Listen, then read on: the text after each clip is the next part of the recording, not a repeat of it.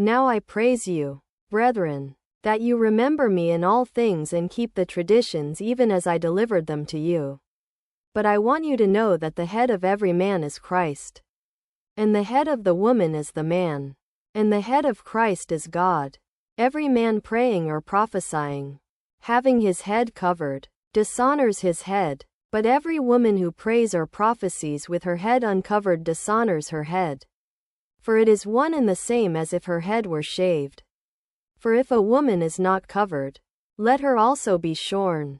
But if it is shameful for a woman to be shorn or shaved, let her be covered. For a man indeed ought not to cover his head, since he is the image and glory of God. But the woman is the glory of the man. For the man is not from the woman, but the woman from the man. Nor was the man created for the woman, but the woman for the man.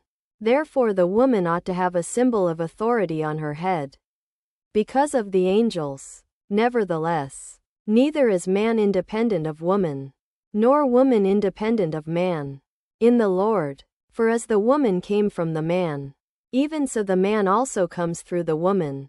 But all things are from God. Judge among yourselves. Is it proper for a woman to pray to God uncovered? Does not even nature itself teach you that if a man has long hair, it is a shame to him?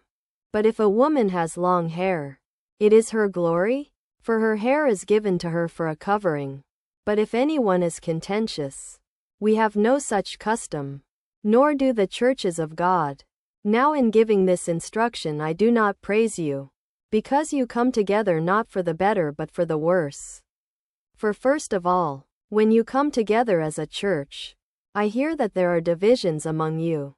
And in part I believe it, for there must also be factions among you, that those who are approved may be recognized among you.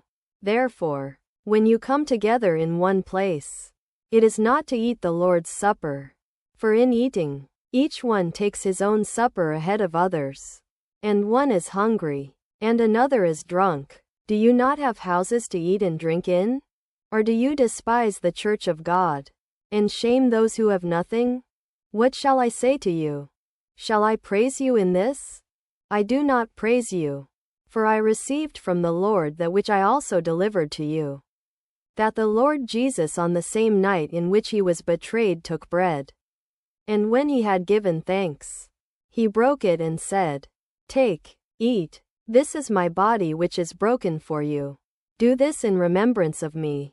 In the same manner he also took the cup after supper, saying, "This cup is the new covenant in my blood. Do this, as often as you drink it, in remembrance of me. For as often as you eat this bread and drink this cup, you proclaim the Lord's death till he comes. Therefore whoever eats this bread or drinks this cup of the Lord in an unworthy manner will be guilty of the body and blood of the Lord. But let a man examine himself, and so let him eat of the bread and drink of the cup. For he who eats and drinks in an unworthy manner eats and drinks judgment to himself, not discerning the Lord's body. For this reason many are weak and sick among you, and many sleep. For if we would judge ourselves, we would not be judged. But when we are judged, we are chastened by the Lord, that we may not be condemned with the world.